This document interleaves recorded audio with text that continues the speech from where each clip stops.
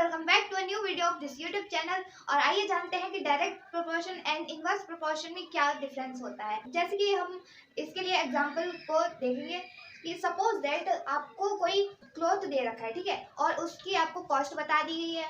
अब इसमें ये दो चीज़ें आपको बताई गई हैं कि cost of the cloth and length, कि कितना क्लॉथ है और उसकी कॉस्ट बताई गई है। तो आपको ये पूछ सकते हैं कि या फिर उसकी कॉस्ट पूछ सकते हैं और उसकी लेंथ बता दी गई है, ठीक, या फिर आपको लेंथ पूछ सकते हैं और कॉस्ट बता दी गई है। तो ये इस तरह के क्वेश्चन हम लोग कैसे करते हैं सॉल्व, आइए देखते हैं। ठीक, तो इस तरह से सबसे पहले हम लोग टेबल बनाते हैं।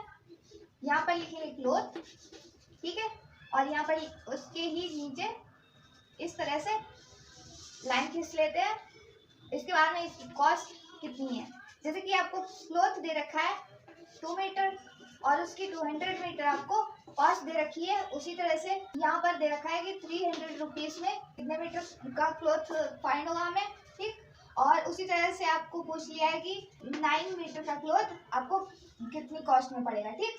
जैसे कि हमें इसके अपॉन में इसे रखेंगे पहले 2/200, ठीक, इज इक्वल टू हमें ये वाला जानना है तो इसको x1 मान लेंगे, ये वाला फाइंड करना है तो इसको x2 मान लेंगे, ठीक। तो अगर ये वाला जानना है तो इसके लिए हम लोग क्या करेंगे, दिस अपॉन दिस।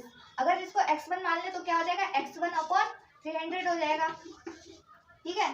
तो x1 यहाँ पर क्रॉस मल्टीप्लाई होगी 200, x1 आ जाएगा, ठीक, इधर के लिए। और इधर क्या हो जाएगा 2 × 300, ठीक, x1 यही रहेगा, 200 इधर चला जाएगा, 2 × 300, ठीक, अपॉन में 200 इधर आया, कितना हो गया, ये 0 से 0 कैंसिल हो गया, 2 2 कैंसिल।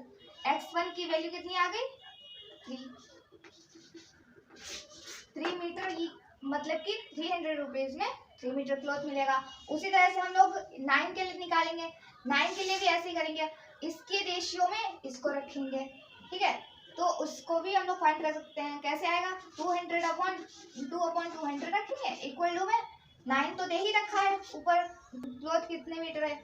अब हमें कॉस्ट फाइंड करनी है तो x2 रख लेंगे इसको, ठीक, क्रॉस मल्टीप्लाई करेंगे 2x2 हो जाएगा, 9 × 200 चला जाएगा। इसके बाद में x2 की वैल्यू क्या हो जाएगी, 9 × 200 अपॉन में 2 से 200 कैंसिल हो जाएगा, कितना आ जाएगा 100 की 9 से मल्टीप्लाई होगी, x2 की वैल्यू कितनी आ गई, 900 आ गई। तो ये हो गया हमारा 900 रुपीज़, ये 3 आ गई वैल्यू और ये कितनी आ गई 900 आ गई। अब यहाँ से हम लोग एक चीज़ फाइंड कर सकते हैं, ये चीज़ को हम इस तरह से भी लिख सकते हैं, क्लॉथ एंड इट्स कॉस्ट, ठीक, 2 मीटर था तो 200 थी, 3 था तो 303, ठीक है, 9 था तो 903। इससे हमें क्या पता चला कि अगर हम लोग 2/200 रखते हैं, ठीक, तो क्या रेशियो मिलेगा 1/100 आएगा सॉल्व करने पे। उसी तरह से 3/300 को रखेंगे तो क्या मिलेगा 1/100, ठीक है। 9/900 रखेंगे तो क्या मिलेगा 1/100, यानी कि एक कांस्टेंट वैल्यू फाइंड हो रही है। और क्या हो रहा है कि इसके साथ में ये जब इंक्रीज हो रही है तो ये भी इंक्रीज हो रही है। लेकिन अगर यहीं पर कोई और डायरेक्ट प्रोपोर्शन का सवाल होता, वहाँ पर अगर डिक्रीज हो रही होती कोई चीज़, इधर वाली वैल्यू, तो इधर वाली वैल्यू भी डिक्रीज हो रही होती, ठीक है। तो इस चीज़ को हम लोग किस तरह से लिख सकते हैं, x/y is equal to k, here k is the constant value, ठीक है, ऑफ द क्वेश्चन, जहाँ पर क्वेश्चन में k की वैल्यू एक कांस्टेंट होती है, हर सवाल में अपनी एक वैल्यू होती है उसकी, ठीक। तब अब हम यहाँ से कंक्लूड क्या कर सकते हैं कि इस तरह के सवालों में जहाँ पर इंक्रीज हो रही होती है एक साथ वैल्यू या डिक्रीज हो रही होती है एक साथ वैल्यू, तो वो होते हैं डायरेक्ट प्रोपोर्शन के सवाल।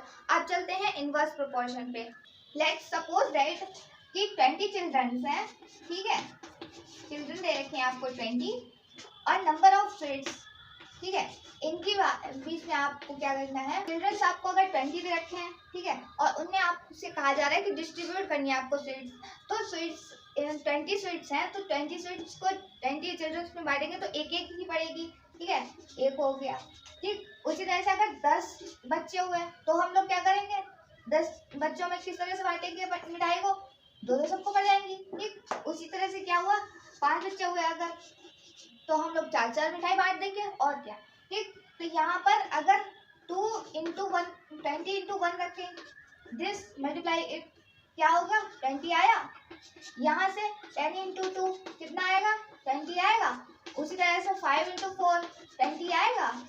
तो इसको हम लोग इसी तरह से ये भी लिख सकते हैं, x into Y is equal to constant और के को कांस्टेंट कहते हैं। ठीक, तो इस तरह के सवालों में क्या होता है इनवर्स प्रोपोर्शंस में कि एक वैल्यू अगर इंक्रीज हो रही होती है तो दूसरी डिक्रीज हो रही होती है, और अगर पहली वाली वैल्यू डिक्रीज हो रही होती है तो दूसरी वाली वैल्यू इंक्रीज हो रही होती है। ठीक है, तो बस इतना ही डिफरेंस है इनवर्स और डायरेक्ट प्रोपोर्शन में। और अगर आप ध्यान से सवालों को पढ़ के करते हैं तो सभी सवाल बहुत ही ईजी होते हैं, टफ नहीं होते हैं।